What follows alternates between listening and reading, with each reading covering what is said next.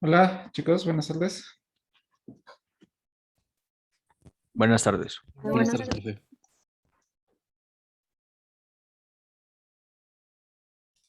Muy bien, ¿cómo les fue en el examen?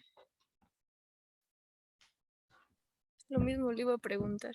que Sí, cómo no he terminado de calificar. Yo creo que hoy o mañana ya les entrego sus calificaciones. Pero así por lo que se veía de forma general, creo que no les fue mal. Entonces, creo que se van a recuperar en este segundo parcial.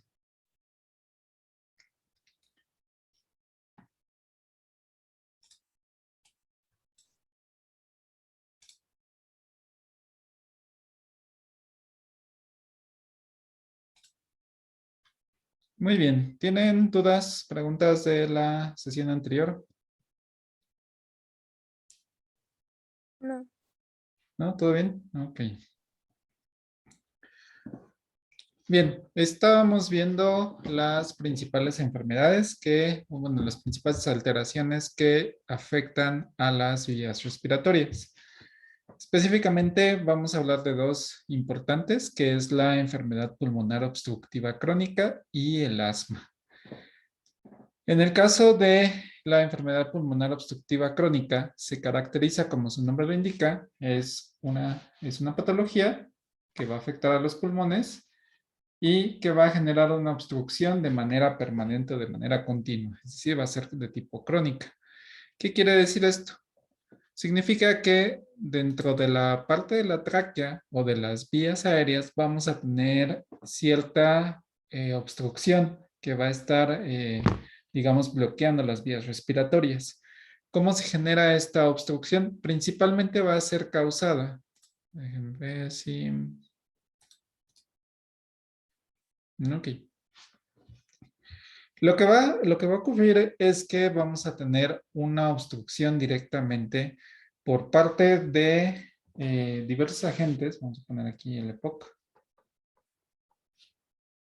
Ahorita vamos a quitar esta parte y retomamos en un momento más este diapositivo. En el caso del EPOC se trata principalmente de una obstrucción que puede ser ocasionada por, digamos, causas ambientales. Ya sea, por ejemplo, la contaminación,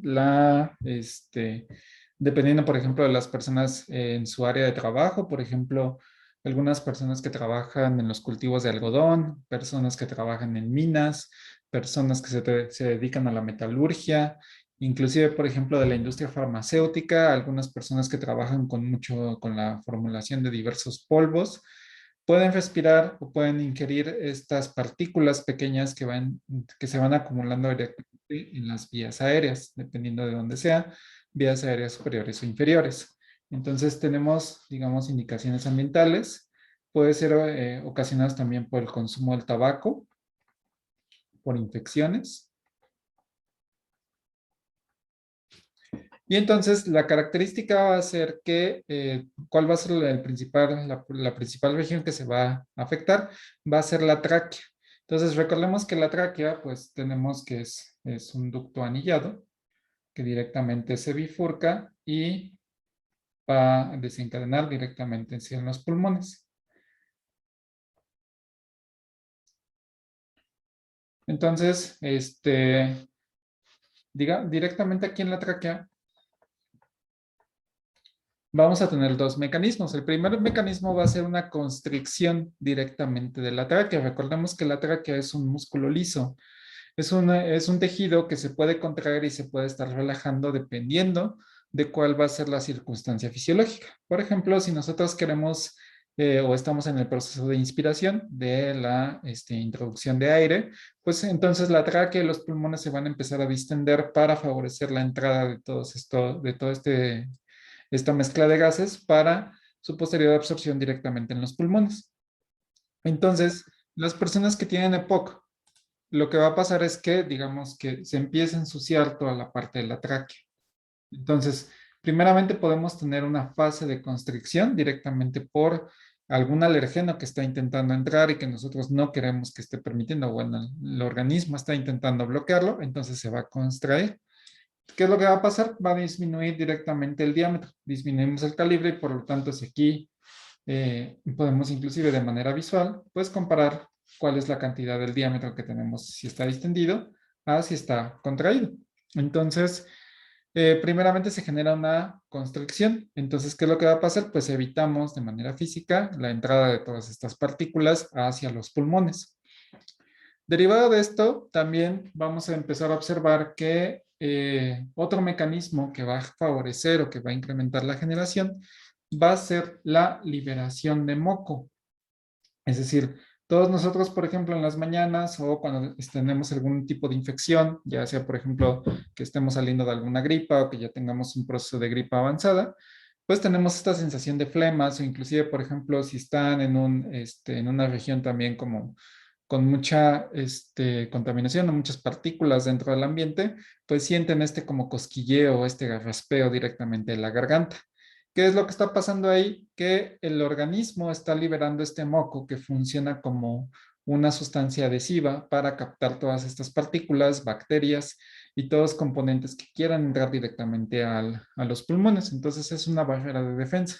¿Qué es lo que va a pasar? Pues eventualmente si tenemos primeramente la constricción y además vamos a favorecer la liberación de este moco para atrapar todos los componentes, pues ¿qué es lo que estamos viendo? Que realmente el espacio que tenemos para la entrada de aire va a ser muy pequeño. ¿Qué consecuencia va a tener? Que estas personas van a estar tosiendo constantemente, van a tener esa sensación de tener algo atorado directamente en la garganta y además les va a costar mucho trabajo, por ejemplo, eh, realizar actividades cardiovasculares, es decir, actividades que requieran de mucha energía, que requieran de incrementar la frecuencia respiratoria, les va a costar mucho trabajo porque pues no tienen la capacidad de oxigenación necesaria pues para poder surtir o digamos se tiene que esforzar mucho este tejido para poder controlar estos elementos. Entonces, básicamente son los principales efectos que se van a ver en el EPOC. Obviamente, dependiendo de cuál sea la condición, por ejemplo, si es por una infección, ¿cuándo se va a eliminar? Pues cuando esta bacteria haya sido eliminada. ¿Qué casos, por ejemplo, nos pueden dar un EPOC bastante sostenido? Por ejemplo, una infección con Mycobacterium tuberculosis, que es una bacteria difícil de erradicar, de hecho es muy problemática para su erradicación, además de que su crecimiento es bastante lento y favorece la formación también por parte de la bacteria de estas sustancias mucoadhesivas, también va a favorecer que se generen esta cantidad de moco. Entonces va a incrementar tanto la viscosidad del moco como las proteínas segregadas y va a dificultar también el proceso de liberación de la tráquea. Además de eso, cuando tenemos esta población de moco incrementada, lo que va a empezar a ocurrir es que las células del sistema inmune van a empezar a migrar hacia el sitio que está inflamado y entonces van a intentar contrarrestar, por ejemplo, si se trata de un microorganismo, tratar de eliminar esta bacteria o este virus que esté tratando de infectar. ¿Qué es lo que va a pasar? Si sobrepasa, por ejemplo, la infección a las células del sistema inmune, pues vamos a tener también, como les había mencionado, células del sistema inmune que se van a empezar a morir y se van a empezar a acumular en esta región. Entonces vamos a tener también problemas tanto de disminución física, segregación de moco e infiltración de células del sistema inmune que eventualmente se vuelven cadáveres y todo esto va incrementándose.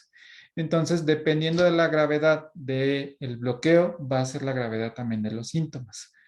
¿Qué es lo que llega a pasar? Por ejemplo, si en algunas ocasiones también, digamos, este moco, esta irrigación, llega a las capas profundas o tenemos este desprendimiento, pues esta región también ya queda expuesta. ¿Qué tenemos aquí abajo? Tenemos también capilares. Entonces, si empezamos a destruir esta capa protectora de células epiteliales, también por la infiltración, por la generación de citocinas, por células del sistema inmune, por las bacterias, pues eventualmente los capilares que se encuentran aquí van a estar expuestos y pueden inclusive romperse, liberando aquí pues cantidad de sangre. ¿Qué es lo que se va a ver? Pues flemas con sangre, ¿no? Flemas enrojecidas, tanto por el esfuerzo de la persona de expulsar toda esta cantidad de moco, tanto por las lesiones físicas que se están generando. Entonces, Ya en casos más graves, pues sí llega a haber un poco de sangrado, tanto por el esfuerzo. No va a ser tan complicado como, por ejemplo, que pueda llegar a una hemorragia interna o que pueda perder demasiada cantidad de sangre, pero sí lo vuelve más expuesto. ¿Y qué es lo que va a pasar? Pues que una bacteria puede infiltrarse fácilmente por aquí y si este capilar todavía tiene sangre fluyendo, es decir, no ha cicatrizado de forma completa, pues da la posibilidad de que esta bacteria pues genere una infección sistémica. Es decir, que tengamos una infección ya directamente en sangre, se infiltre y sea un poco más complicado. Ya en estos casos es cuando las personas llegan a hospitalización, pero no tanto por la parte del EPOC, sino por una infección, digamos, infiltrada que llegue al torrente sanguíneo. Entonces, digamos que esas son las fases que se van generando. Entonces, ¿qué es lo que tenemos, qué es lo que tenemos que hacer para prevenir esto? Pues, número uno, controlar la infección, utilizar antibióticos para prevenir o para contrarrestar las infecciones que estén dando ahí en vías aéreas. Esto llega a ser un poco complicado. En algunas ocasiones se tiene que hacer un exudado de forma adecuada para identificar cuál es la bacteria que está afectando. Muchas veces, por ejemplo, ciertas bacterias son resistentes y entonces se le da el antibiótico incorrecto y esto dificulta el tratamiento, por lo menos ralentiza el tratamiento para liberar esta obstrucción. Después, primeramente, también tratar el broncoespasmo, es decir, tratar esta broncoconstricción de forma acelerada. Entonces, vamos a intentar dar tratamientos que favorezcan la broncodilatación y también la dilatación de la parte de la tráquea para poder favorecer la entrada de oxigenación. ¿Qué es lo que llega a pasar también si nosotros tenemos un broncoespasmo, digamos, sostenido? Es decir, disminuimos la cantidad de espacio que está infiltrándose. Pues de igual forma, si esto, por ejemplo, está obstruido, tenemos aquí un bloqueo, lo que va a pasar es que el oxígeno, que es el elemento que nosotros queremos introducir, pues va a empezar a disminuir. Entonces, cuando hagamos el intercambio gaseoso en los pulmones de CO2 a oxígeno, vamos a tener muy poca oxigenación. ¿Y qué es lo que va a pasar? Tenemos una mayor acumulación de dióxido de carbono en la parte de la sangre. ¿Qué es lo que va a pasar aquí? Que baja de oxígeno, pues empezamos a tener falla sistémica. Porque pues eventualmente el oxígeno es vital para poder generar todo el funcionamiento del organismo, sobre todo que la sangre se mantenga en una oxigenación elevada y por lo tanto tengamos pues una mejor circulación y un mejor funcionamiento. Posiblemente ustedes se hayan familiarizado más con el término de oxigenación y cómo medirla, pues derivado ahorita de la pandemia de COVID. Se ha puesto, bueno, posiblemente muy pocos de nosotros habíamos conocido los oxímetros y mucho menos cuál era la relevancia, cuál era el funcionamiento. Entonces, en todo momento se dice, o cuando, por ejemplo, si tenían algún familiar con COVID o estaban sospechosos de COVID, lo primero que hacían era monitorearles la oxigenación, cómo se encontraba la oxigenación de la sangre. Entonces sabemos que la oxigenación debe de ocurrir dentro del 99 a máximo un 96% de oxigenación. Si disminuimos de estos niveles, quiere decir que ya tenemos una situación de hipoxia. Tenemos menos oxígeno en la sangre y esto puede generar primeramente una falla cardiovascular, un incremento en la concentración de CO2 en la sangre, lo cual va intoxicando al organismo porque no puede liberarse de este gas de intercambio y por lo tanto no podemos tener una liberación de una cantidad de oxígeno necesario para favorecer el funcionamiento de todas las células. Entonces, eventualmente las células empiezan a morir. Y es cuando tenemos una falla sistémica de todo el organismo. Ya no solamente está focalizado en los pulmones, sino podemos empezar a tener fallas hepáticas, falla cardiovascular, falla renal, falla hepática, sobre todo por esta falta de intercambio gaseoso. Entonces, como les decía, el organismo siempre intenta cuidar mucho lo que son los pulmones y el corazón. Si estos dos órganos, cualquiera de estos dos órganos falla, entonces prácticamente estamos a un paso de la muerte. Casi siempre lo que ocurre, si tienen dudas de, por ejemplo, cómo se van a morir, yo les puedo decir cómo van a morir. Van a morir ya sea por un paro respiratorio, que genere un paro cardíaco o un paro cardíaco que genere un paro respiratorio. Entonces, cualquiera de estos dos, todas las personas que fallecen tienen estas dos condiciones. Una disminución de la frecuencia cardíaca que llega a cero o una disminución de la frecuencia respiratoria que llega a cero y por lo tanto no tenemos una cantidad de oxígeno necesario. Entonces, en los casos más graves, pues se trata de evitar una falla cardíaca y la parte de exacerbación por la disminución de oxígeno. Ese es, digamos, como el síntoma más crítico. Entonces, el EPOC puede ser multivariable. Tenemos primeramente que atacar la causa, intentar, por ejemplo, ver cuál va a ser el agente que está causando esta enfermedad.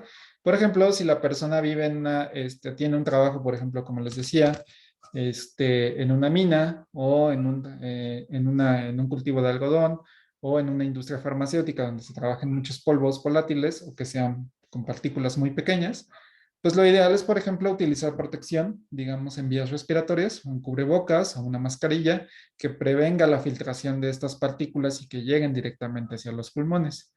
Por ejemplo, en los años 80 se acostumbraba, sobre todo, por ejemplo, si hay personas aquí de provincia, sabrán que hay mucho, las construcciones anteriormente se hacían de asbesto. Entonces, el asbesto generaba estas partículas que conforme el calor se iban degradando y generaban partículas de tamaño considerable, pero que no son fácilmente, no se liberan fácilmente del organismo. Se llegan a acumular. ¿Y dónde se acumulan? Directamente en los pulmones. Se generan estos precipitados ahí de asbesto directamente en los pulmones y entonces las células del sistema inmune pues empiezan a degradar a estas regiones periféricas donde se encuentra el asbesto, intentando como neutralizarlo de manera ineficiente y entonces se genera una falla respiratoria. Entonces personas, por ejemplo, que vivían con techos de asbesto o que tenían en sus construcciones este material, pues se enfermaban a la larga de las vías respiratorias, tenían tos muy fuerte, tenían todo el tiempo estaban con flemas directamente en la garganta o con irritación, pues eventualmente por esta acumulación de partículas. Entonces, si se puede prevenir, por ejemplo, esta causa primaria de formación de partículas, en este caso era eliminar toda la construcción, si es de alguna por parte del trabajo, pues sería o cambiar de trabajo o mejorar las condiciones para tener mayor protección personal y evitar que, por lo menos en la medida de lo posible, pues la ingesta de estas o la absorción de estas partículas por las vías aéreas, ¿no? Entonces, ese es como el EPOC. Vemos que tenemos muchas características. Ahora, ¿qué pasa? Bueno, de hecho esto técnicamente es por intoxicación. Ahora, ¿qué pasa con el asma? El asma y el EPOC comparten características similares, sobre todo, por ejemplo, en la parte de irritación, en la parte de bloqueo, de segregación de moco. Sin embargo, la causa va a ser la distinta. En el caso del asma tenemos una hiperreactividad.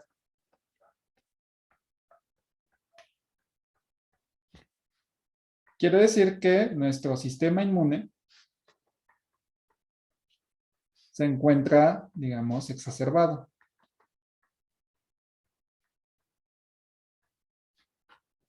¿Qué quiere decir esto? Quiere decir que, por ejemplo, si tenemos algún detonante o tenemos alguna modificación de nuestro complejo principal de histocompatibilidad, si todavía no han llevado inmunología, no se preocupen. Digamos que el complejo principal de histocompatibilidad es como una base de datos que tiene el sistema inmune donde identifica cuáles de todos los antígenos, todas las propiedades o todas las partículas proteicas o unidades proteicas que tiene el organismo, se encargan bueno, más bien el complejo principal de histocompatibilidad detecta cuáles antígenos son buenos y cuáles antígenos son malos. Si nosotros, por ahí hay un error en el sistema inmune y pone un antígeno bueno dentro de la categoría de antígeno malo, generamos una hiperreactividad, generamos una alergia, generamos un problema del sistema inmune.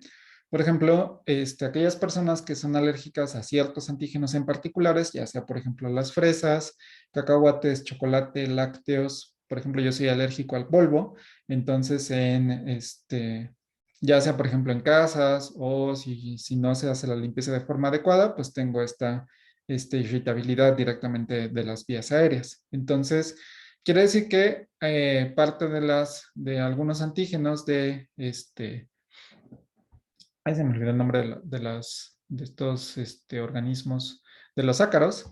Parte de las heces fecales de los ácaros tienen antígenos que mi sistema inmune los detecta como si fueran ajenos. Entonces, esta acumulación de estos ácaros genera que yo tenga problemas de vías respiratorias.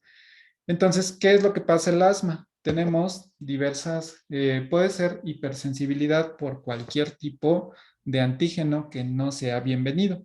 Entonces, ¿qué es lo que va a pasar? Tenemos el asma genera tres elementos. Primeramente, lo que va a hacer es contraer directamente o de forma sostenida las vías aéreas, la parte de la tráquea.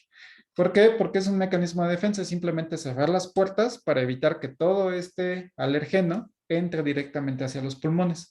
Entonces, en el momento en que lo empieza a detectar por las vías aéreas superiores, por parte de la nariz, la faringe, empieza a detectar que esto no es bienvenido, entonces manda la señal para que directamente la tráquea se contraiga y evitar que exista este ingreso consecutivo hacia los pulmones o a las vías aéreas inferiores.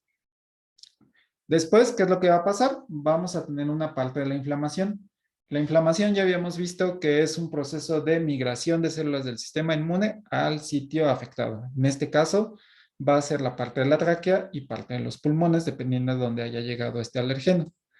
Y finalmente tenemos la secreción excesiva de moco.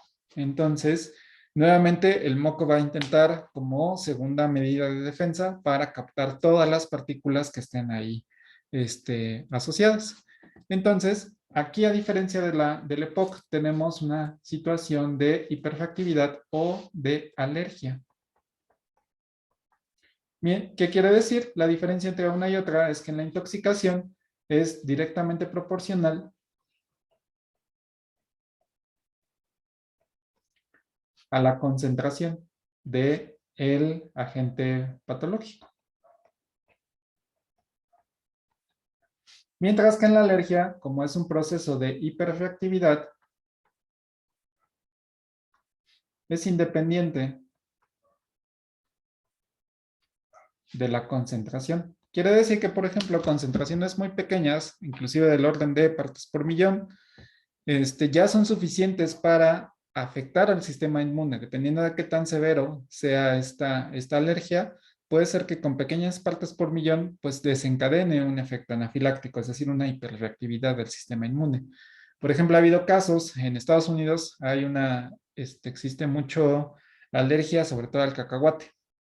Entonces, los niños tienen problemas inclusive porque, por ejemplo, un niño come su sándwich con mantequilla de cacahuate y digamos que se quedan partículas de esa mantequilla y el niño no se lava las manos, toca, por ejemplo, algún barandal o alguna puerta.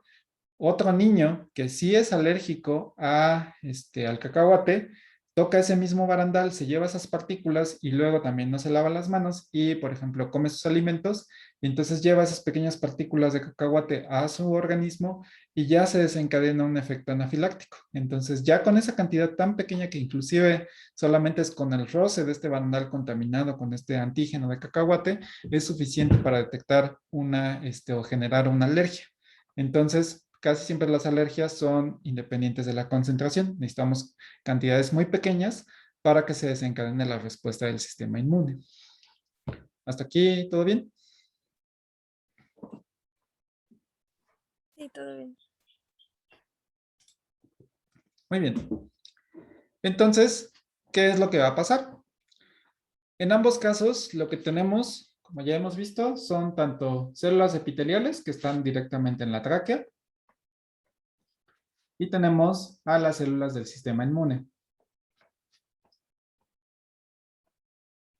Entonces, las células del sistema inmune empiezan a detectar estos alergenos o si, por ejemplo, la concentración ya sobrepasa a las permitidas por la parte de las vías aéreas, empieza a reclutar a otras células del sistema inmune, como pueden ser los linfocitos tipo C, los neutrófilos y los monocitos.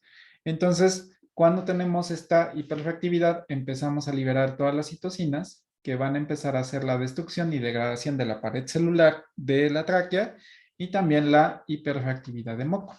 Mientras que en el caso, por ejemplo, de las células epiteliales, pues tenemos todo este proceso de fibrosis que va a generar directamente un engrosamiento de las paredes de la tráquea. Entonces, llega en ocasiones cuando es muy severo, estas células epiteliales se van muriendo. Y entonces, para restablecer este epitelio, se empiezan a convertir en células fibroblásticas.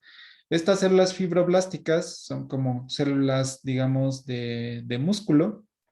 No están diferenciadas, ¿no? Es decir, no tienen una polaridad selectiva, no van a segregar los componentes necesarios para prevenir la parte de la alergia y el buen funcionamiento de la tráquea. Entonces simplemente van a funcionar como un tejido conectivo que va a estar ahí acumulado. Es como si cuando ustedes tienen una cicatriz.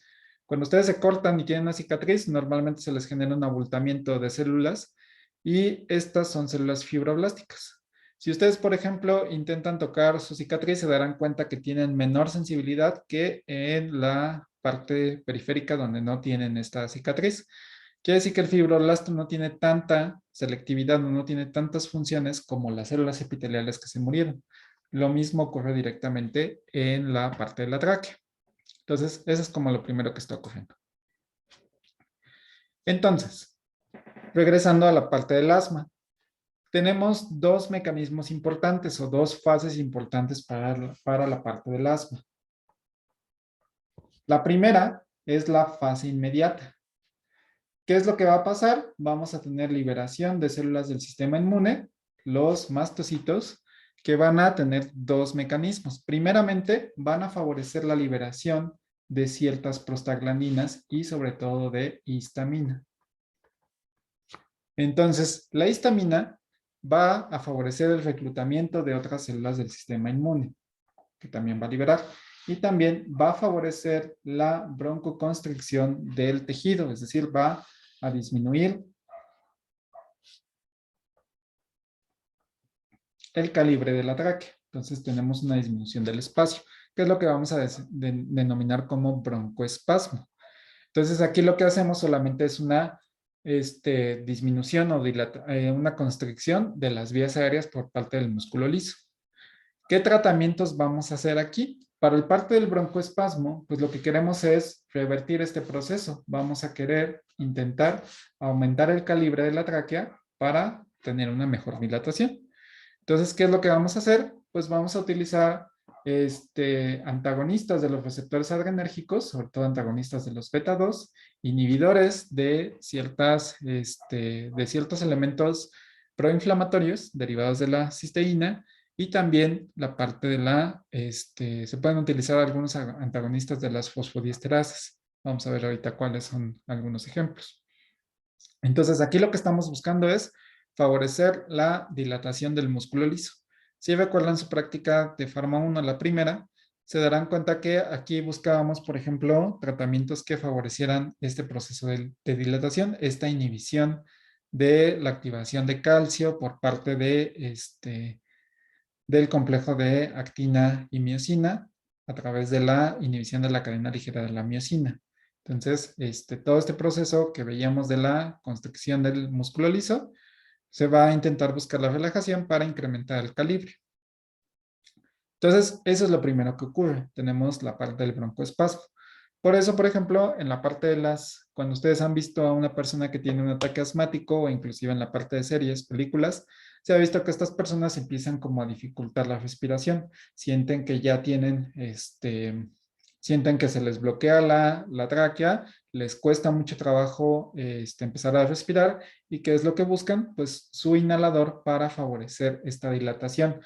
¿Qué es lo que trae ese inhalador? Pues tenemos antagonistas de los receptores beta adrenérgicos. Ahorita mencionamos algunos, pero cuando vimos el sistema adrenérgico empezamos a mencionar algunos, si se acuerdan. Entonces, ¿qué es lo que va a hacer aquí? Pues llega directamente hacia la parte de la tráquea, favorecemos los procesos inhibitorios para generar la dilatación y entonces recuperamos o restablecemos la respiración de las personas. Después tenemos la fase tardía. La fase tardía normalmente se caracteriza por un incremento del reclutamiento de células del sistema inmune.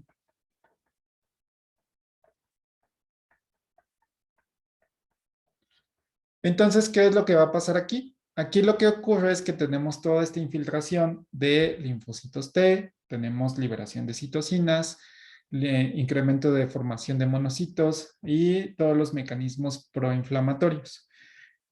¿Qué es lo que va a pasar? Que vamos a tener un incremento de estas células del sistema inmune, tenemos un incremento de la formación de quimiosinas y entonces empezamos a tener una lesión en el epitelio. ¿Qué es lo que va a pasar también con esto? Pues que cuando tenemos un proceso de daño, pues vamos a favorecer un reclutamiento de más células del sistema inmune y por lo tanto esto se va a volver un caos.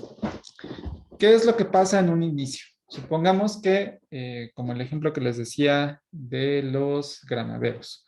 Ustedes, por ejemplo, van a un partido América Pumas en el estadio CEU y entonces ven que están todos estos granaderos ahí rodeando el estadio CEU para evitar que haya algún tipo de descontrol. ¿Qué es lo que pasa? Si tenemos más cantidad de células del sistema inmune, el sistema se empieza como que a tensar. Entonces, si ustedes ven a un policía ahí circulando, pues posiblemente no le presten tanta atención.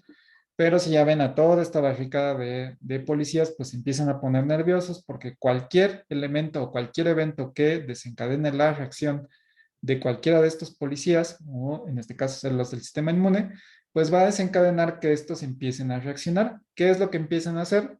Empiezan a aventar pues gas lacrimógeno o cualquier sustancia de gas que empiece a bloquear a las personas. Entonces, ¿qué es lo que pasa?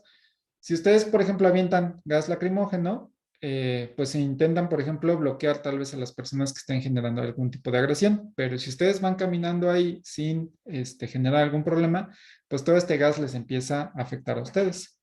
Y es lo mismo que ocurre directamente en el epitelio. Entonces, las células del sistema inmune intentan, a través de estas bombas químicas, neutralizar a las bacterias, pero eventualmente estas quimiosinas empiezan a lesionar el epitelio circundante. Entonces, tenemos lesión tanto de las bacterias como del epitelio. ¿Qué es lo que va a pasar? Pues empezamos a generar este epitelio, tenemos estas células epiteliales, empiezan a morir y el organismo detecta que hay algo que está pasando ahí, que tal vez la infección está ganando terreno, pero no es el mismo sistema inmune el que está generando más problemas. ¿Qué es lo que pasa? Pues empiezan a llamar a más células del sistema inmune para ver qué está pasando. Entonces todo esto se genera una cadena que se va incrementando la reactividad. ¿Qué vamos a tener aquí? Tenemos una inflamación y entonces aquí las personas van a tener un proceso de broncoespasmo un poco más sostenido, pero también se va a caracterizar por la presencia de sibilancias, es decir, cuando empiezan como que a silbar, cuando empiezan a respirar, más o menos un sonido como empiezan como... Todo este proceso es porque hay una obstrucción, entonces el aire no puede filtrar de manera constante y se genera este pequeño silbidito, ¿no? En la respiración. Y también va desencadenado por tos, pues para eliminar todas estas células del sistema inmune y todos estos alérgenos que están ahí acumulados. ¿Qué tratamiento se da en esta fase? Normalmente se dan moléculas que puedan inhibir al sistema inmune. En este caso van a ser los corticosteroides. Entonces se puede dar, por ejemplo, algún tipo de corticosteroide para bloquear o frenar esta actividad del sistema inmune, para retraerlos y evitar que sigan afectándose. Entonces son las diferencias que tenemos en las dos fases, la inmediata y la fase tardía.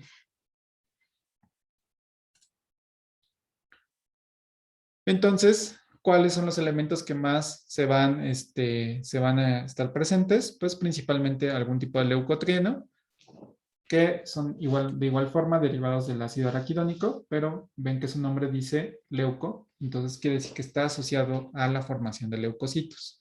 Tenemos otros elementos como cisteínil-leucotrienos, que también son derivados del ácido araquidónico.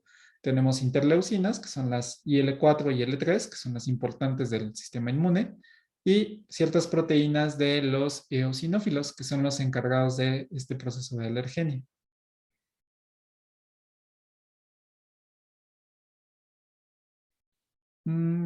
Pregunta Roberto, ¿por qué antagonistas de los receptores adrenérgicos beta 2 en la fase inmediata como tratamiento?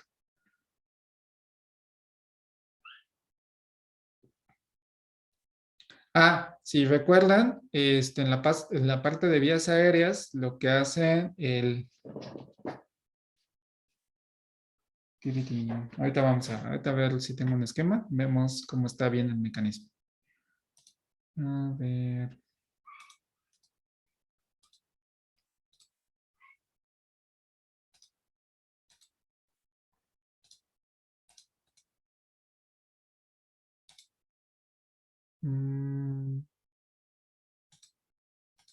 Sí, de hecho creo que ahí está mal. Sí, cierto, tienes razón.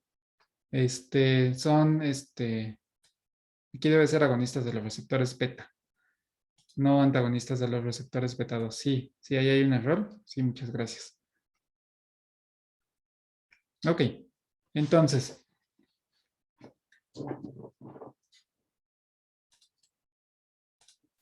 para que quede un poco más claro por qué es este efecto. Tenemos...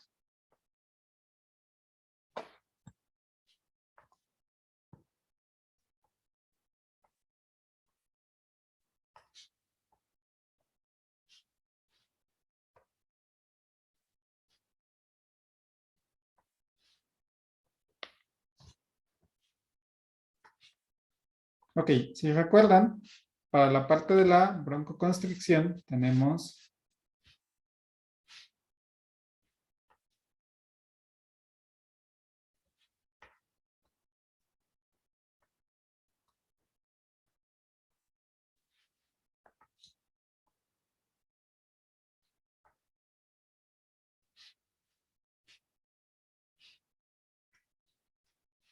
Ok, entonces, para generar la constricción tenemos principalmente los receptores muscarínicos, específicamente los M3, que están acoplados a proteínas GQ. Entonces, ¿qué es lo que va a pasar con esta activación de proteínas GQ? Tenemos liberación de de este complejo, tenemos nuestra subunidad alfa, que va a modificar a la fosfolipasa C, y tenemos la formación de diacilglicerol y de inositol trifosfato a partir del fosfatidil inositol bifosfato, ¿no? Entonces, esto ya lo hemos visto. Entonces, ¿qué es lo que pasa? El inositol trifosfato directamente se encarga de activar a los canales de calcio del retículo endoplásmico.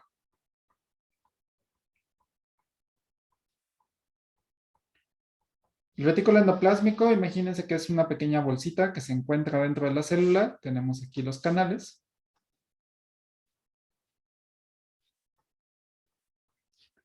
Y este es como un reservorio de calcio. Entonces aquí tenemos mayor concentración. Al unirse el IP3, vamos a favorecer la activación de estos canales, permitiendo la salida del calcio del retículo endoplásmico hacia el citosol. Entonces aquí en el citosol tenemos menos concentración de calcio. Al abrir estos canales favorecemos la salida de calcio. ¿Y qué es lo que va a pasar? Tenemos una proteína que se llama calmodulina. Entonces la calmodulina, como su nombre lo indica, es una proteína que modula o que regula el calcio. Entonces, al unirse este calcio con la calmodulina, se forma un complejo calcio-calmodulina que va a actuar sobre la sinasa de la cadena ligera de la miosina. ¿Qué quiere decir todo este proceso?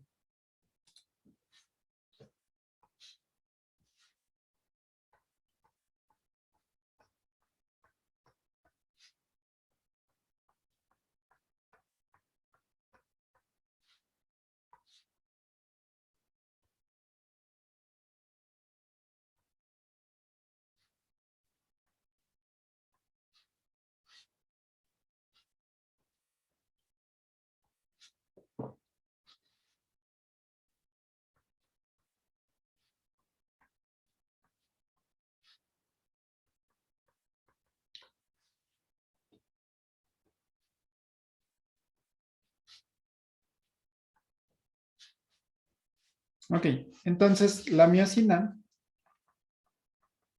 Físicamente tiene dos cadenas. Tiene parte de la cadena pesada.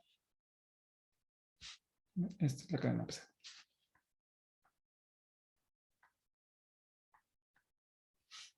Y tenemos la parte de la cadena ligera. Entonces, ¿qué es lo que hace la miosina? Une directamente como diferentes puentes entre los diferentes filtros de actina. Funciona técnicamente como si fuera un cierre, es decir, va a favorecer la unión de estas o la atracción de estas cadenas de actina. Entonces, la miosina, digamos que forma este entrerramado entre cadena de actina, miosina, y abajo una cadena de actina. Cuando tenemos la formación del complejo calcio-calmodulina y la activación de la sinasa de la cadena ligera de la miosina, habíamos dicho que la sinasa es una enzima que va a fosforilar. ¿A quién fosforila? A la cadena ligera de la miosina. Entonces se encuentra fosforilada y esto genera una contracción. ¿Qué es lo que hace? Digamos de una manera más gráfica. Supongamos que mis dedos son como parte de las fibras de actina. Entonces la miosina se encuentra en medio de estas dos fibras. Entonces lo que hace la miosina es que va a favorecer como el caminar de estas fibras y las va a atraer. Entonces si esto es un ducto, lo que hacemos es que al atraer estas fibras, cerramos el calibre y lo hacemos un poco más estrecho. Si desfosforilamos a la cadena ligera, lo que hace es que se relaja, se retraen las fibras y regresamos a la posición original.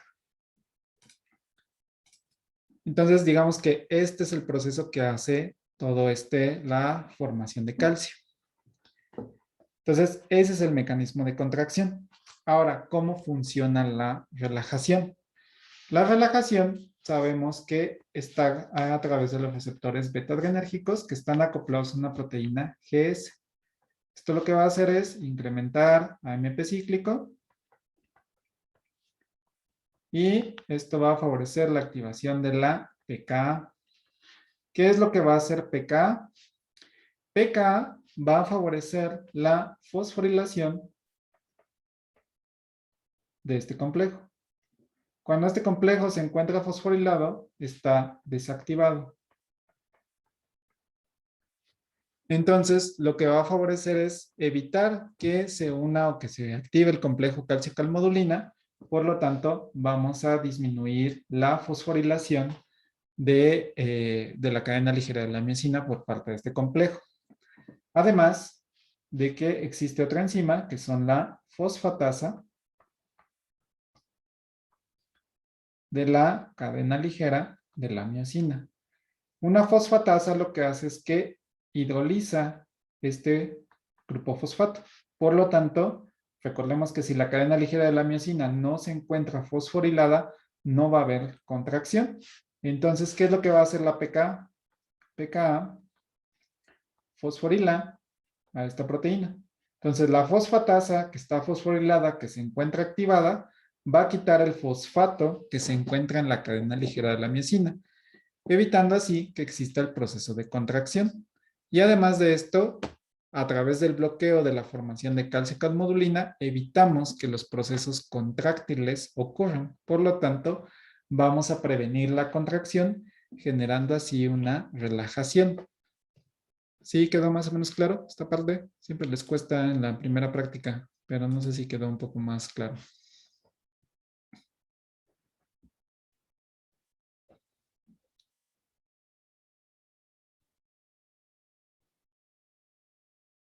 ¿Sí? ¿No? ¿Más o menos? ¿Sí? Ok. ¿Sí? Ok.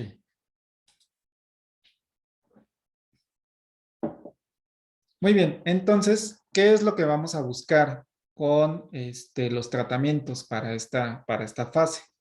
Vamos a utilizar agonistas beta-adrenérgicos que generen esto. Vamos a facilitar también antagonistas del sistema colinérgico, es decir, si ya habíamos visto que el sistema colinérgico genera esto, pues simplemente con un antagonista, pues vamos a evitar todo el proceso de contracción. Vamos a prevenir la formación de histamina, sobre todo con la parte de los antihistamínicos. Ustedes, por ejemplo, están más familiarizados con el uso de antihistamínicos para prevenir la formación de moco. Si recuerdan, por ejemplo, cuando tienen un antigripal, viene ahí un antihistamínico. Estos antihistamínicos lo que hacen es prevenir la formación de moco, sobre todo cuando tienen ahí gripa en los primeros días, que tienen esta rinorrea, que es como este moco como si fuera agüita, que luego pues como tiene enzimas y tiene proteínas, pues muchas veces al sonarse, lo que ocurre es que se empiezan a como pelar de las fosas nasales, se empiezan a generar una irritación y quedan todos rojos de la parte de la nariz, pues es parte de la histamina y parte de este moco que se está segregando. Entonces, al utilizar un antihistamínico, prevenimos la formación de este moco y evitamos que salga en los primeros días y que se vaya acumulando para que ya sea un moco un poco más sólido y que sea más fácil eliminarlo a través del Kleenex, ¿no? Se pueden utilizar antileucotrienos, que son los tratamientos más nuevos, para prevenir la formación de esta o la activación del sistema inmune. Se pueden utilizar corticosteroides que van a prevenir la activación del sistema inmune. Y también de nuevo descubrimiento tenemos a la parte de las jantinas, que es el caso de la teofilina. Ahorita me voy a enfocar más hacia este mecanismo. Entonces, pues son los tratamientos que existen, ya sea, por ejemplo, albuterol, salmeterol. Habíamos visto que dependiendo de cuál sea el problema asmático, podemos jugar con la farmacocinética. Tenemos beta-adrenérgicos que son de corta duración o de duración prolongada, dependiendo qué tan grave sea el caso del asma. Si una persona tiene un ataque asmático muy recurrente, pues se prefiere utilizar uno de duración prolongada para que esté protegido durante todo el día. Si tiene un asma no tan agresivo, pues puede serse que se utilice uno de corta duración o de acción inmediata solamente cuando le dé el ataque asmático. Entonces son como los mecanismos que se tienen. De igual forma, si esta persona llega a tener, por ejemplo, cierta resistencia a albuterol, salmeterol o tiene problemas cardiovasculares, se puede utilizar un anticolinérgico como bromuro de hipratropio o el oxitropio, que son también utilizados para prevenir esta broncodilatación. Son menos efectivos que los beta-adrenérgicos, pero llegan a utilizarse dependiendo de qué tanta gravedad sea este ataque asmático. Ahora, se podrían preguntar por qué no tenemos tantos efectos a nivel sistémico. Pues eventualmente por la vía de administración. Al ser nebulizados, quiere decir que van a entrar a través de estas partículas, que son prácticamente como pequeñas gotitas, donde se encuentra aquí el fármaco. Entonces, al ser nebulizado, pues lo que va a pasar es que todas estas gotitas van a llegar o van a adherirse directamente aquí en la boca y solamente el 10 al 20% va a llegar hacia los pulmones. Pero como la concentración es tan pequeña, pues técnicamente el 80% que llega al estómago y que llega, inclusive parte se degrada en la parte del estómago y después es metabolizado por el primer paso, entonces muy poca cantidad de este fármaco llega de manera íntegra a la sangre y por lo tanto tenemos muy pocos efectos cardiovasculares o muy pocos efectos inclusive sobre el sistema nervioso central. Entonces nunca han visto que, por ejemplo, se llega a observar un efecto de dependencia por parte de un agente antiasmático. Un problema cardiovascular como insuficiencia cardíaca tampoco se observa en este tipo de pacientes porque realmente es casi administración local, entonces solo esta pequeña cantidad de fármaco que llega a los pulmones es necesario para favorecer este proceso broncodilatador. Entonces, dependiendo de cómo sea la situación, se pueden utilizar uno u otro. Cabe destacar que también estos se llegan a utilizar para personas que tengan EPOC severo. Si a esta persona que tiene EPOC severo le cuesta mucho trabajo respirar o tiene ataques bastante frecuentes, se puede utilizar un beta-adrenérgico de larga duración para que se encuentre protegido todo el día. Obviamente, como les decía, en el caso del EPOC se tiene que tener otras consideraciones como generar protección física para evitar la entrada de más partículas al sistema, utilizar antibióticos si se trata de una infección recurrente y sobre todo esto va a ayudar solamente para prevenir ciertos efectos adversos, pero por parte de la patología, pero no va a ser un tratamiento curativo. De igual forma, para las personas con asma, no es un tratamiento curativo, solamente es un tratamiento que previene los efectos adversos y que pueda generar efectos también más agresivos. Ok, se puede utilizar dependiendo de qué tanta gravedad. Podemos utilizar tratamientos corticosteroideos como beclometasona o flunisolida.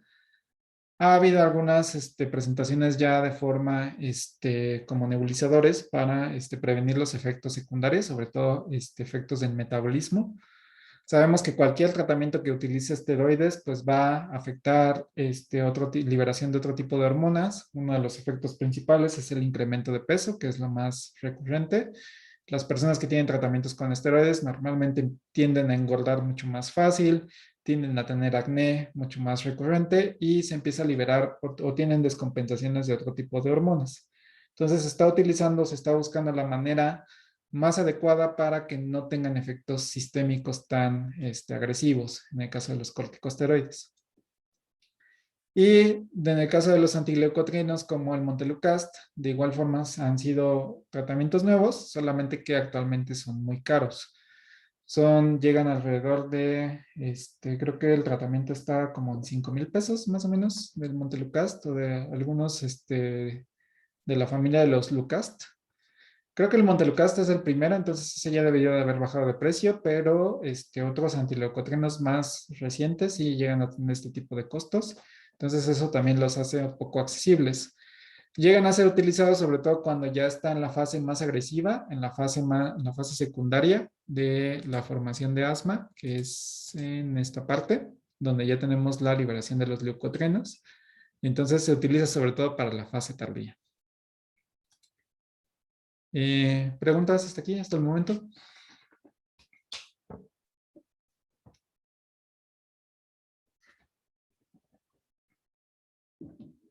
¿No? Ok.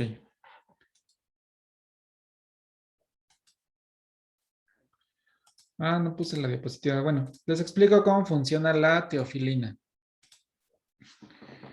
La teofilina tiene diversos mecanismos que se han estado elucidando frecuentemente. El primero es un inhibidor de las fosfodiesterasas. Entonces, ya les había comentado que, por ejemplo, de esta síntesis tenemos ATP con la adenilato ciclasa, se genera el AMP cíclico, ¿no? Que es nuestro segundo mensajero, y esto pues ya habíamos visto que es a través de pK y después de varios pasos pues tenemos la broncodilatación.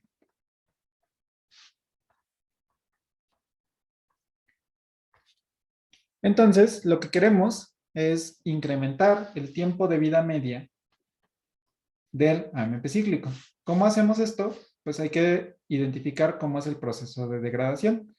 El AMP cíclico es degradado a AMP a través de las enzimas fosfodiesterasas. Entonces, en el caso de los pulmones, me parece que es la fosfodiesterasa tipo 4, la que se encarga de hacer la degradación del AMP cíclico hacia AMP. Después lo que ocurre es que se vuelve a convertir en ATP a través de la inserción de un pirofosfato. Y regresamos al AMP y restablecemos el ciclo. Entonces lo que hace la teofilina es bloquear a la fosfodiesterasa tipo 4.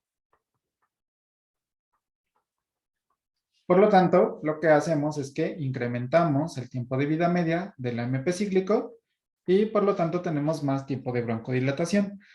Normalmente la teofilina se utiliza como tratamiento secundario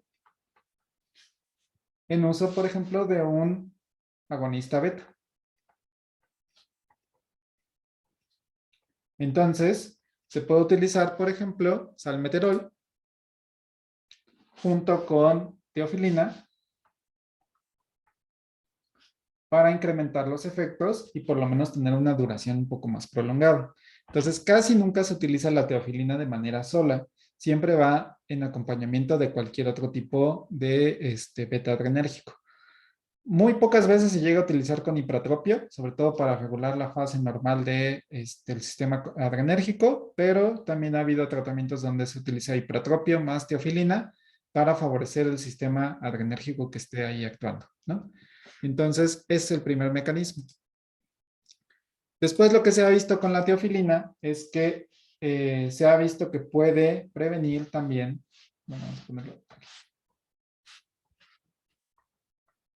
Favorece la lisis o la muerte celular de los monocitos. Entonces tiene actividad como citotóxica sobre células del sistema inmune. Entonces, al inhibir a los monocitos y también a los linfocitos T, pues lo que hacemos es que evitamos esta hiperreactividad. Entonces se ha visto que personas que tienen, por ejemplo, un asma bastante severo, se puede mejorar o se puede controlar mejor su efecto utilizando teofilina para prevenir tanto los efectos de la fase tardía, también como la fase primaria. Entonces, poco a poco se ha estado mejorando o se ha estado ejemplificando mejor cuáles son los mecanismos de acción de la teofilina y se ha visto que tiene protecciones en ambas fases, tanto en la primaria como en la secundaria, y por eso cada vez es más recurrente ver tratamientos que utilicen teofilina en combinación con algún agonista beta 1. Sin embargo, todavía está en duda realmente cuál es el mecanismo, pero muchos estudios sí han abordado que puede tener efectos citotóxicos sobre células del sistema inmune para prevenir la fase tardía del problema del asma. Ok. Y entonces, pues básicamente esa es la parte de los mecanismos para las vías aéreas. Vemos que realmente las opciones que tenemos o donde podemos entrar más es para favorecer la dilatación a través de la relajación del músculo liso y buscar algunos agentes que puedan inhibir a ciertas prostaglandinas que estén afectando la reactivación del sistema inmune. Entonces, casi siempre se utilizan algunos inmunosupresores para evitar que tengamos esta inmunoreactividad también acelerada. Que de igual forma, como les había comentado, muchos de estos mecanismos están participando en la enfermedad de SARS-CoV-2. Entonces, lo que se ha visto por parte del coronavirus es que tenemos una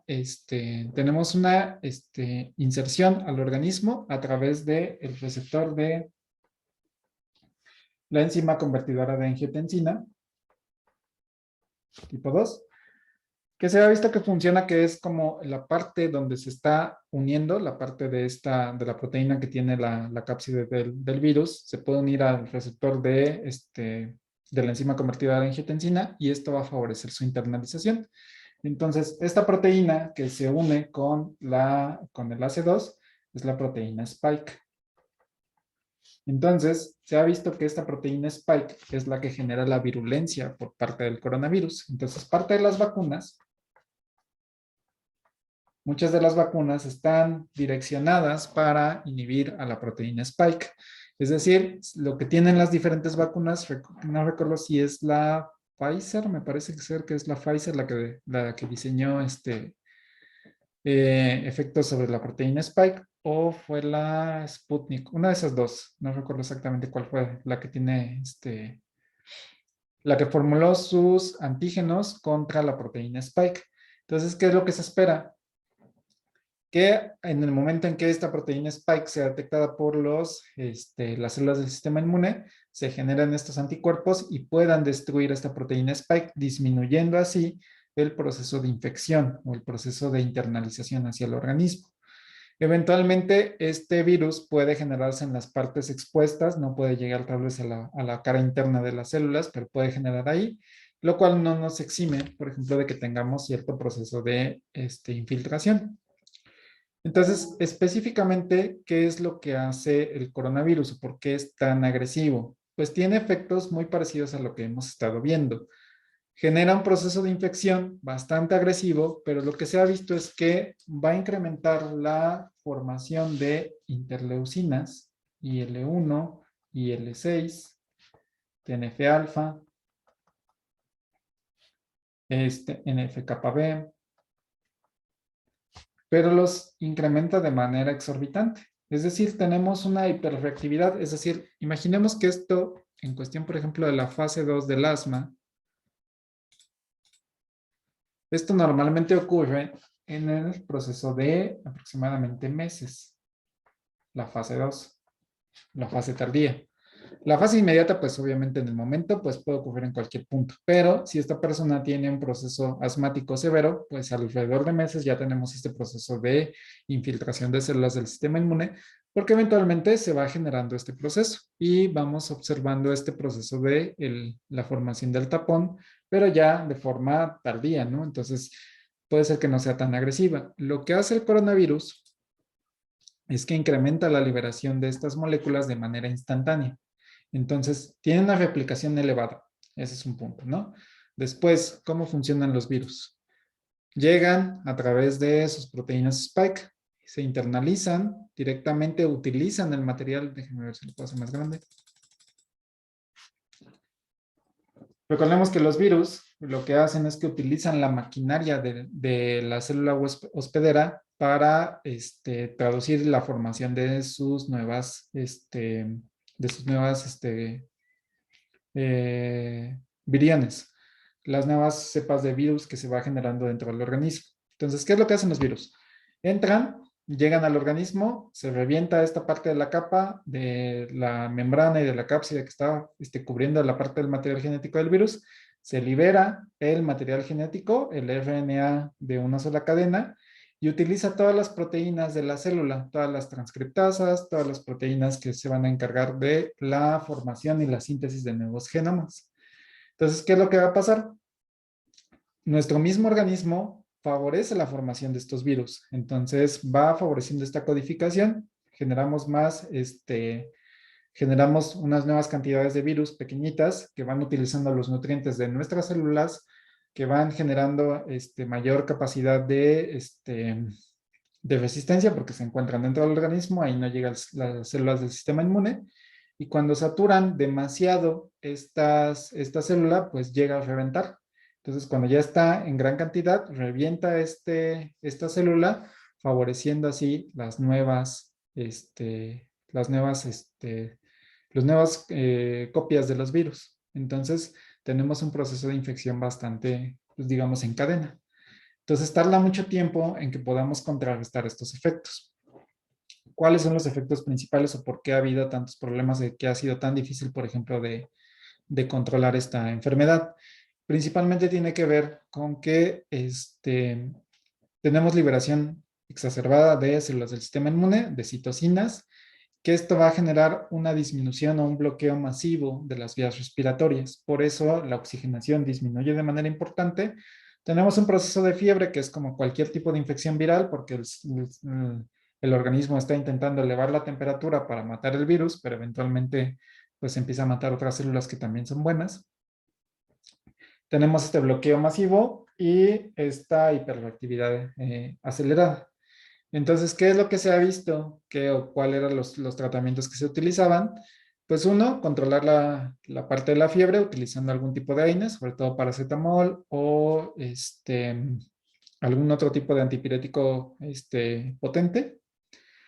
Ha habido algunos casos donde dicen, bueno, utiliza algún tipo de corticosteroide para prevenir la liberación del sistema inmune. Entonces, algunos tratamientos no oficiales están utilizando ciertos esteroides inmunosupresores para evitar que se llegue a bloquear tan rápidamente las vías aéreas y por lo menos retrasar el proceso de bloqueo, de disminución de la oxigenación, que eventualmente es lo que lleva a la muerte. Si se dan cuenta, por ejemplo, los casos más severos llegan a intubaciones o llegan al uso de estos ventiladores que realmente es respiración asistida. Se coloca un catéter directamente en los pulmones para hacer este intercambio gaseoso. ¿Cuál es el problema o por qué ha habido tantas muertes por parte del uso de los ventiladores? Número uno, porque es una estrategia bastante invasiva. Tiene que meter un tubo directamente hacia la parte de los pulmones sin dañar ninguno de los tejidos circundantes. digamos, esta emergencia ha hecho que, digamos, un neumólogo pues tiene la capacidad para hacer este procedimiento de manera sencilla, pero, por ejemplo, a lo mejor un pasante o alguien que es médico general que nunca ha hecho esta intubación, pues es la primera vez que está haciendo este tipo de trabajos en pacientes, entonces dificulta mucho la experimentación y puede generar, puede causar inclusive lesiones que llevan a hemorragias y esto eventualmente hace que se vaya detrimentando más la salud de las personas. Por eso la parte de las intubaciones o de las ventilaciones asistidas lleva mucho o tiene una tasa de mortalidad muy alta, no tanto por la infección como tal, sino por el procedimiento per se.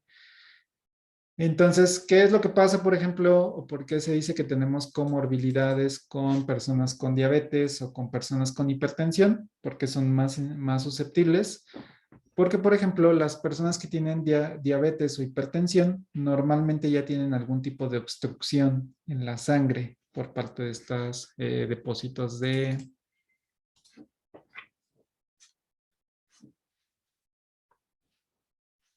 Esto lo vamos a ver también a detalle, pero solo se los adelanto. Digamos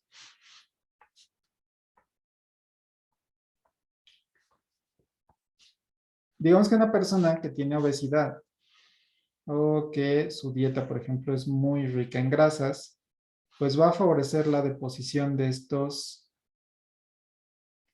digamos, acumulaciones de triglicéridos que se van a generar aquí sobre los vasos sanguíneos. Entonces, ¿qué es lo que pasa? Pues tenemos un efecto simultáneo, o bueno, similar a lo que habíamos visto con los pulmones, solamente que aquí es en la sangre. ¿Qué es lo que va a pasar? Que aquí, por ejemplo, la sangre se tiene que desviar por esta obstrucción. Entonces, ¿qué es lo que va a pasar? Tenemos una disminución de la cantidad de sangre. ¿Qué es lo que transporta la sangre? Oxígeno. Entonces, si por ejemplo este tejido de aquí no está recibiendo suficiente oxígeno, entonces esta célula que está aquí, o este grupo de células, que normalmente sí son varias, tiene una condición de hipoxia. Entonces, esta hipoxia quiere decir que la cantidad de oxígeno que está llegando está entre el 80% y el 70%. Si bajamos de estos niveles a un 60%, podemos entrar en un proceso de isquemia. Y este proceso de isquemia es una deprivación todavía más severa de oxígeno que solamente puede sobrevivir unos 5 minutos. Entonces, una persona con isquemia tiene 5 minutos para restablecer la oxigenación, por lo menos a estos valores. Si no pasa, si no aguanta estos 5 minutos, entramos a un proceso de necrosis. Entonces, ya en esta necrosis, pues ya es una muerte irreversible.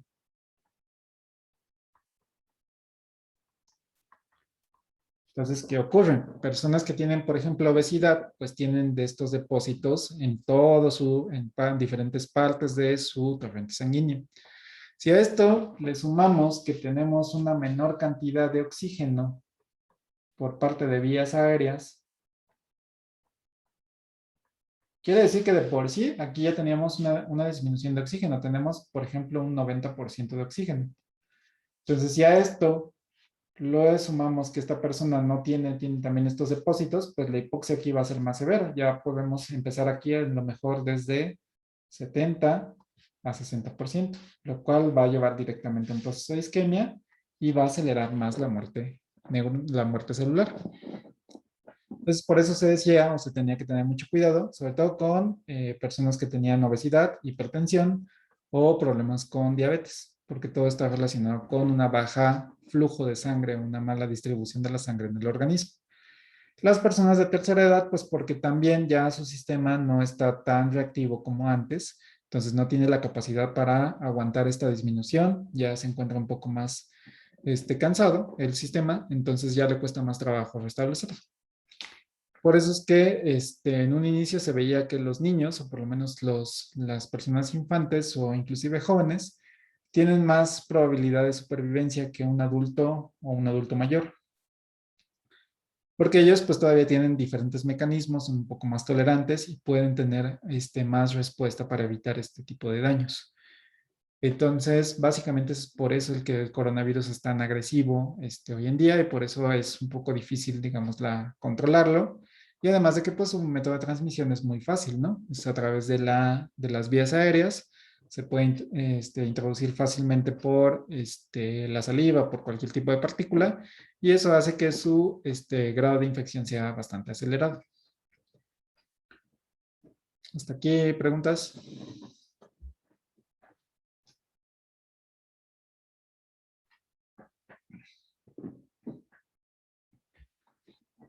En el caso de sinusitis, la sinusitis es un bloqueo de vías superiores. Puede ser por alguna malformación, ya sea del tabique respiratorio, que esté un poco desviado y que haya una disminución. En otras ocasiones puede ser por un bloqueo en la parte de los capilares que está en la parte de la nariz, en la parte de esta región. Puede ser que también alguno de los canalículos que liberan el moco en la nariz estén obstruidos y eso va a generar una sinusitis. ¿Qué características tiene? Pues que cuesta un poco más de trabajo respirar. Esto genera también un poco de mareos. No es tan agresivo como una obstrucción de tráquea porque puede haber inhalación de aire por la boca en lugar de la nariz. Entonces, normalmente las personas con sinusitis respiran por ambos lados. Respiran tanto con la boca como con la nariz. ¿Qué tratamientos hay? No hay tratamientos. Lo único que se hace es, por ejemplo, favorecer la lubricación de las fosas nasales. Se llegan a utilizar algunos vasodilatadores, sobre todo de manera local, y se trata más o menos de favorecer la hidratación para evitar la bioacumulación de moco. En algunos casos creo que he visto que también se llegan a utilizar algunos antihipertensivos, sobre todo si es muy, muy severa, pero no hay tratamientos para sinusitis. Solamente se trata como de más o menos mantener bien la parte de las fosas nasales. En algunos casos, por ejemplo, si es una obstrucción del tabique nasal, pues una cirugía para restablecer el flujo y enderezarlo y que tenga mejor capacidad de aire. ¿El moco es malo o bueno? Depende de la cantidad. Si es, por ejemplo, el moco es una barrera que funciona bastante bien, permite el día a día, por ejemplo, en las mañanas, se pueden sonar la nariz para expulsar todas las bacterias y todas las cantidades que están inhalando día a día. Si tenemos demasiado moco, entonces ya es incontrolable y ya es muy difícil expulsarlo. Entonces, el moco es una manera de protección que nos ayuda a evitar que todas las bacterias lleguen hacia los pulmones. Obviamente tenemos cierta producción de moco constante y pues vamos a favorecer la expulsión. Si cuesta mucho trabajo esta acumulación, pues se puede utilizar, por ejemplo, no los mencionamos, pero se pueden utilizar, por ejemplo, algunos antitusivos para evitar el reflejo de la tos o se pueden utilizar algunos jarabes que van a favorecer la expulsión de estas flemas, como es el caso del ambroxol, que va a favorecer digamos, genera que se envuelva este moco y que sea fácilmente desprendido del organismo para su expulsión vía flema. Entonces, es bueno en condiciones moderadas. Si tenemos un exceso de este moco, entonces ya nos genera una obstrucción bastante grave.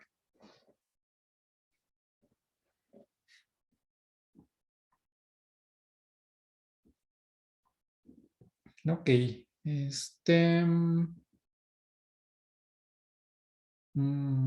creo que sí nos da tiempo.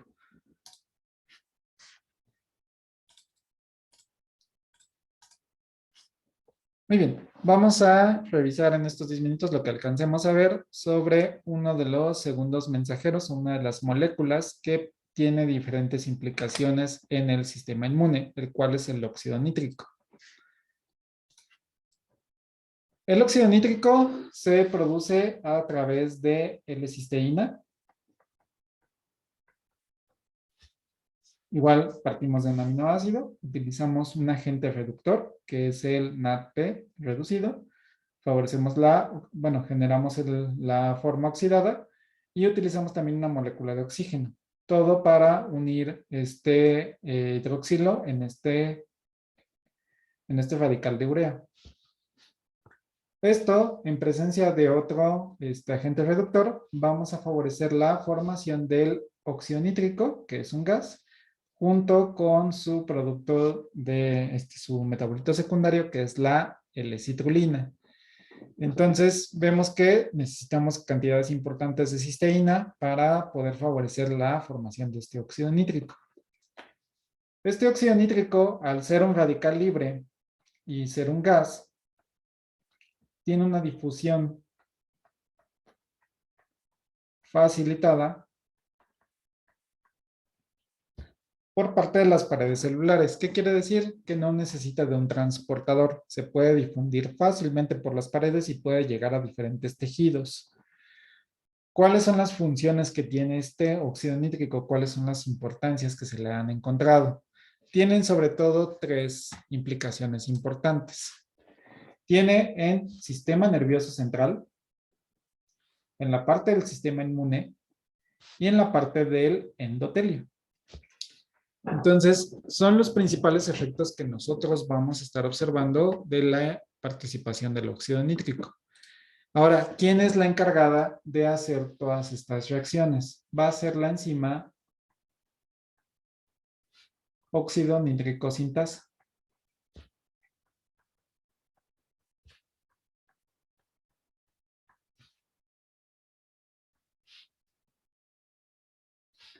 Entonces, dependiendo de dónde vamos a encontrar o dónde se va a formar este óxido nítrico y qué enzima va a estar participando, va a ser el nombre que le vayamos a dar a esta enzima.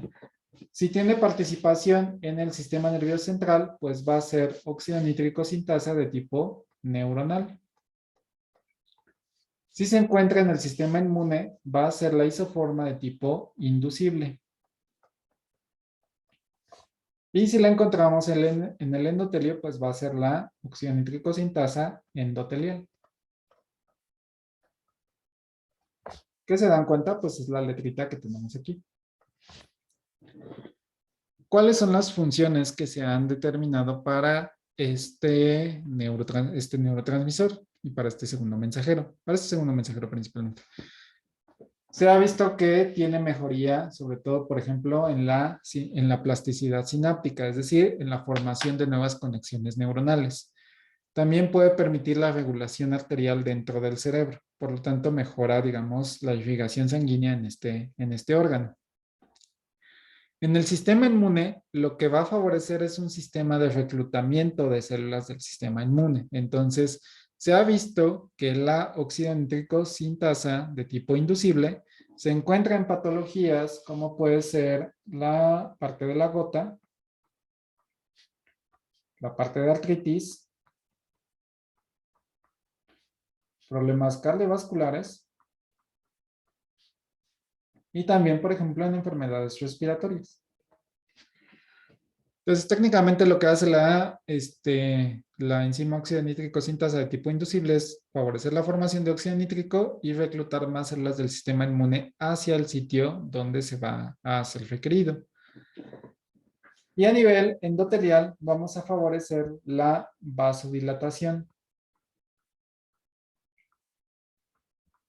Que de igual forma, al igual que por ejemplo con los broncodilatadores, pues lo que hacemos es incrementar el calibre de estas arterias y de las venas, incrementando así la cantidad de sangre y por lo tanto mejorando la oxigenación del organismo.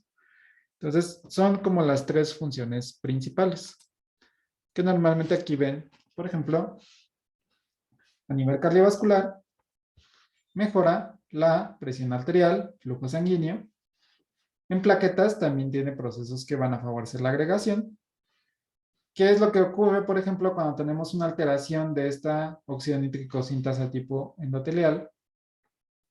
Podemos tener un proceso de hipotensión. ¿Por qué? Porque pues eventualmente si tenemos un calibre así, aquí tenemos una presión arterial, digamos, un poquito elevada. Si incrementamos el calibre, pues lo que va a pasar es que la presión arterial va a disminuir.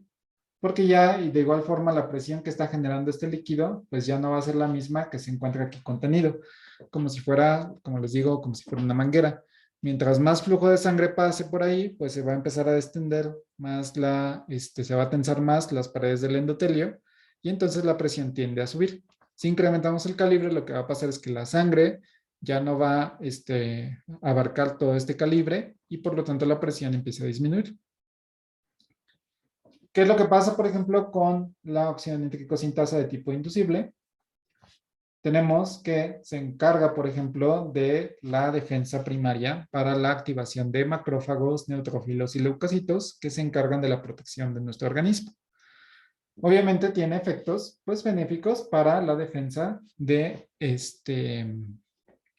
contra cualquier tipo de microorganismo, ya sea bacterias, hongos, algunos protozoarios e inclusive parásitos macroscópicos, pues se encargan ahí de efectuarse. Sin embargo, de la función patológica, pues tenemos todas las enfermedades crónicas.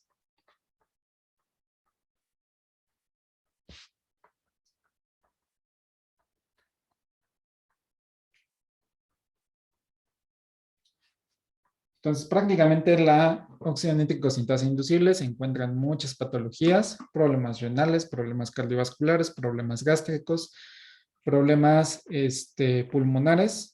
Todo lo que sea de tipo crónico va a estar representado por la óxido nítrico sintasa inducible. Y en sistema nervioso central lo vamos a encontrar, por ejemplo, que se ha visto que puede regular procesos como la memoria, el apetito y procesos dolorosos. También incrementa, por ejemplo, los mecanismos de neurotransmisión y sobre todo, por ejemplo, vaciamiento gástrico. ¿Y qué se ha visto? Que también, por ejemplo, si tenemos cierta excitación, podemos tener cierta excitación que puede desencadenar en algunas patologías neuronales. Sí, Lizeth, adelante. No entendí bien qué hace la inducible a los macrófagos y los neutrófilos. Ah, ok.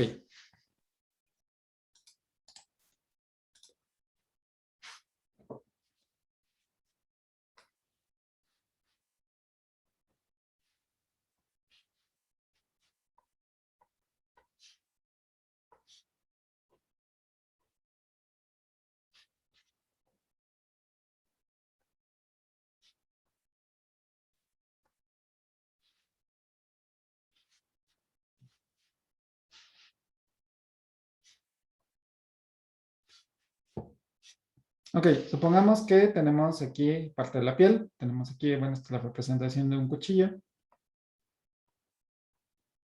Tenemos una lesión, ¿no? En la piel, una lesión tisular y tenemos bacterias. Por parte de ahí de esta arma que pues se introdujo en el organismo, está contaminada, tenemos microorganismos, llegan a parte del organismo. ¿Qué es lo que va a pasar? Esta ruptura tisular va a favorecer la formación, tenemos aquí óxido nítrico. ¿Qué es lo que va a pasar? Si generamos este óxido nítrico, lo que va a hacer es que cuando se libera, si tenemos aquí un neutrófilo o un macrófago, digamos que lo vamos a despertar y lo vamos a activar. Entonces, si es un macrófago, va a intentar fagocitar a estas bacterias tratando de contrarrestarlas. Sin embargo, también estas células del sistema inmune tienen dentro de su organismo la óxido nítrico sintasa de tipo inducible. Quiere decir que, por eso de ahí su nombre, estamos induciendo a que estas células produzcan más óxido nítrico. Entonces, eventualmente este óxido nítrico las activa y eventualmente ellos van a liberar más óxido nítrico. ¿Qué es lo que va a pasar? Que vamos a tener un mayor reclutamiento de otras células como los macrófagos. Entonces van a llegar más macrófagos, más neutrófilos, y entonces van a intentar contrarrestar estas bacterias. Y de igual forma, como cualquier proceso inducible, si tenemos la liberación de citocinas, pues van a favorecer la destrucción de estas bacterias, pero también vamos a tener muerte de las células epiteliales que se encuentran aquí vecinas. Entonces, siempre un sistema inmune sobreactivado no es bueno. Entonces, funciona como un factor proinflamatorio que va a favorecer el reclutamiento de más células del sistema inmune. Por eso aquí lo manejan como efecto benéfico, o sea que sí funciona para esto, pero eventualmente si tenemos un proceso inflamatorio crónico, pues vamos a tener esta sobreactivación o sobreliberación de células del sistema inmune. Y eso complica más el control de estas enfermedades. Como por ejemplo lo que habíamos visto de la gota. ¿Qué es una inflamación crónica? Tiene todo el tiempo ahí estos cristales de ácido úrico, entonces las células del sistema inmune están intentando degradar constantemente estos cristales. ¿Qué es lo que va a pasar? Se libera más óxido nítrico en esta región, reclutamos más células del sistema inmune y es un círculo vicioso donde siguen incrementándose los cristales de ácido úrico, seguimos reclutando y seguimos teniendo inflamación y lesión a los tejidos vecinos. ¿Más o menos, Lizeth? Sí, y por ejemplo, en caso de que no haya algún antígeno, ahí de todas maneras vamos a seguir teniendo el óxido nítrico y los macrófagos, pero no se van a estar activando. Ujú. Sí, exactamente. O sea, lo que va a pasar es que es como si llamaran una alerta y dicen, bueno, vamos a ver qué está pasando. Empiezan a hacer su activación, ver qué está pasando. Siguen destruyendo, siguen favoreciendo el reclutamiento. Tenemos más cantidad de células y eventualmente se genera un proceso inflamatorio crónico porque no hay liberación tal vez tan agresiva, pero sí hay pequeña liberación de citocinas y esto va a favorecer un proceso continuo de reclutamiento.